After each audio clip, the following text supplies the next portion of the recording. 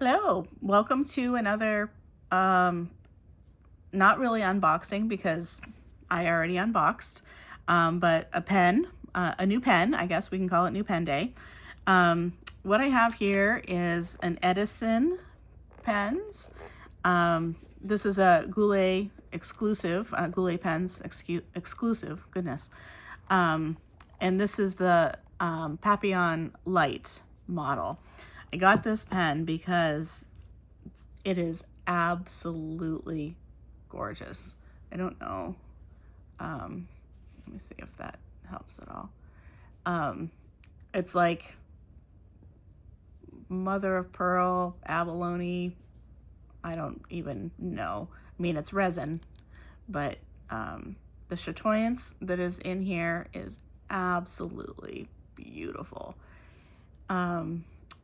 With this pen, I'm pretty sure, I should have checked, but I'm pretty sure this is my first American made pen, so that's exciting. Edison is based out of Ohio, somewhere on the shore of Lake Erie. I think maybe in the Sandusky area. I can't remember exactly where they are. I used to live up near there, though, in a couple different places. So,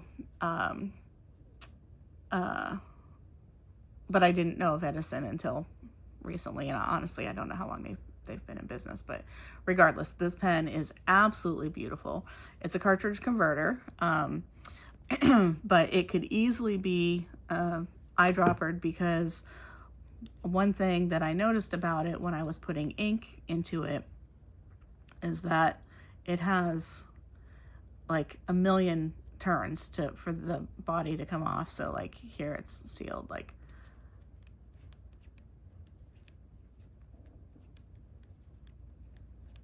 still going. Still going. There we go. So with some silicone grease, I mean, I'm not going to tell you to do this because I don't know that I'm going to do it. But I would feel pretty comfortable with some silicone grease on here and not even worrying about an O-ring, because there are so many turns that as long as you had the silicone in there, the risk of leaking, I think, is very, very minimal. This is a broad nib. I don't know if I've said that yet. And you can tell I already inked it up because I didn't want to spend time fumbling around and making a mess, all that, because I'm functioning a little bit slow today. But I wanted to do a writing sample. This is new ink for me. This is a Sailor Mano. I'm going to pronounce this as well as I can. Neko Yanagi. I love, like, all things Sailor lately. So, and I wanted a fun ink that would kind of go with this, with some purpley shades and whatever. So I got this. This just has shading. It doesn't have any shimmer in it or any sheen. But I did also order, it's not here yet, but Wearing Gold, the glass bead, because it's a similar color. It's a little different, but it does have some shimmer in it. And with this pen, I got a broad nib because I wanted to be able to put some fun inks in it. Almost all the rest of my inks are dark blue of some sort. It's actually kind of a running joke of how many different shades of dark blue there possibly can be, and I have probably close to all of them. Maybe someday I'll do a little video swatching all of the blue inks, but anyhow, I thought I would do a writing sample with this in this ink, with a broad nib, which is not at all normal for me. I'm a fine or an extra fine girl. My Pelican Pelican extra fines are too broad for me, so I want to have them done. I write with a small nib because generally I have small handwriting, but anyhow, I wanted to do some writing samples with this on both Tomoe River paper. This is an Avec from 25. I don't know if this has the new, I know 25 in general, the cousins had the new Sanzen paper, but I don't know if the Avecs did or not. I'm also going to write in this Kogyo Campus paper because I love this paper and it's very fountain pen friendly. It doesn't always show off the properties quite as well as, you know, something like Tomoe River, but it still is just amazing paper to write on. And, you know, just anyhow, I wanted to do a writing sample on here also. So we'll start with the Hobonichi. I had a, there we go, paper in here. I started to use this, but I only use like the monthly part of it. So there's a whole lot of empty pages in here. So here we are. This I would not say is a posting pen. It doesn't, it only goes down about an inch. So I would not post this. And yeah, like I said, I already inked it up with this Neko Yanagi, I don't know. So let's just go ahead and see what it looks like. It's very, very nice.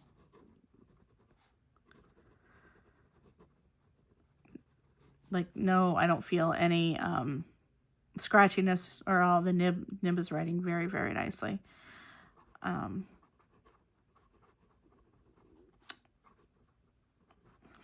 It's challenging for me because I don't normally write quite this big, but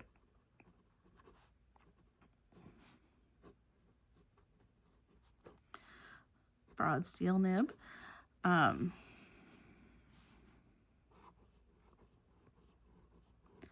That's with no pressure.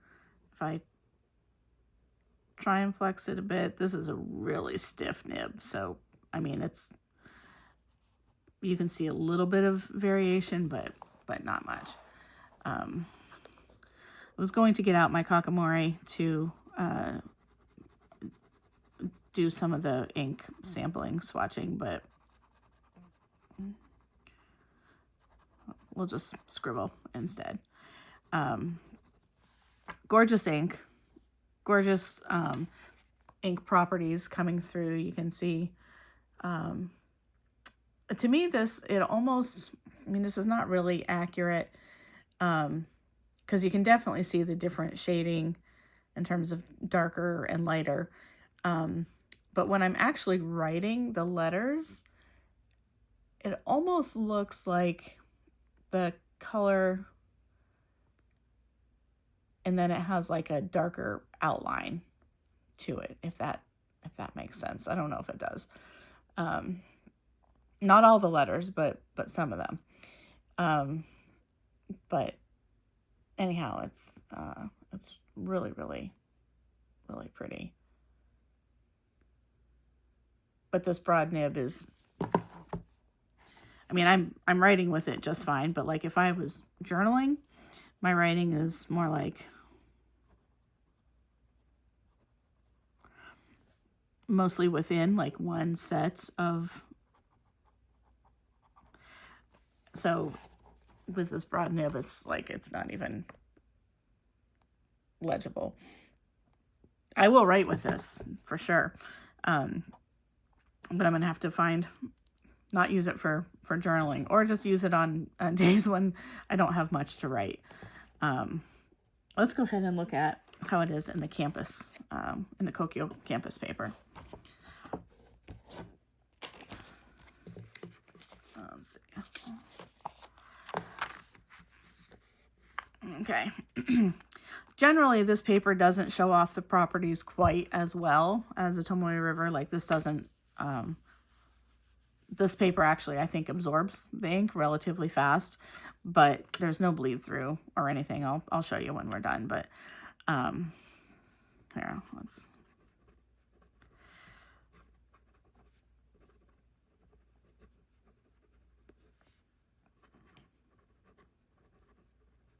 Papillon Light.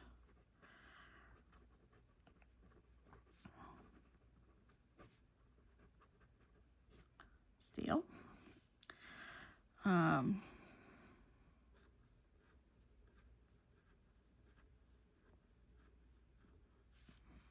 try some with a little bit of pressure.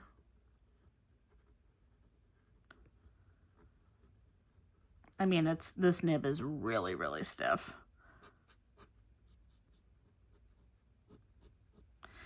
It does, when I did the sideways, just the left to right, there was a little scratch, but not anything I'm worried about, or that I'm going to have to worry about having this nib tuned or anything. The ink comes out fine, and it's, yeah, is what it is. But in case you could pick it up, the sound when I was writing, I do want to acknowledge that that's the only direction I feel it, when I do the left to right. But it's not a problem. So yeah, but you can see the ink dries much quicker on here. You can still see some of the properties, but it generally is drying darker than it did on the Tomoe River. But what I wanted to also show here is that, like, I had to force a lot of ink down here to get any bleed through at all. Like, I literally had to put a lot of pressure there. The rest of it I wouldn't even say is really even any ghosting, but there is bleed through here because I put a lot of pressure and extra ink down here, just for demonstration purposes. But by and large, this paper holds up fantastic to fountain pen ink and writing.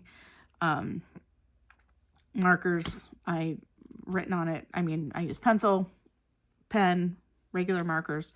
It's a wonderful, wonderful paper. So everything in the campus line is really, really nice. Nothing is as nice. Well, I don't want to say nothing, but the Kokio's Mio paper that's their top of the line one, and it is very, very nice to write on.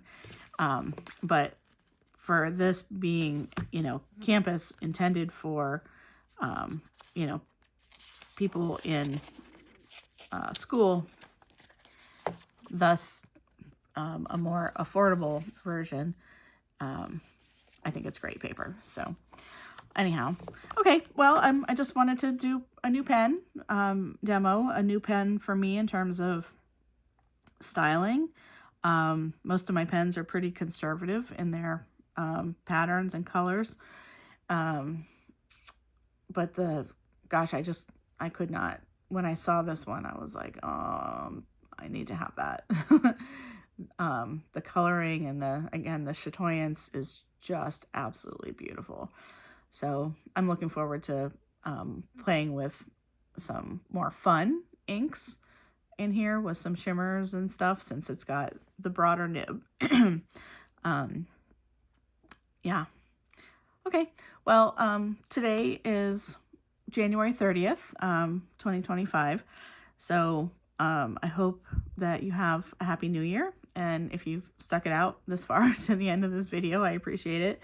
Let me know if you have an Edison pen and if you like it, if you also happen to have this model.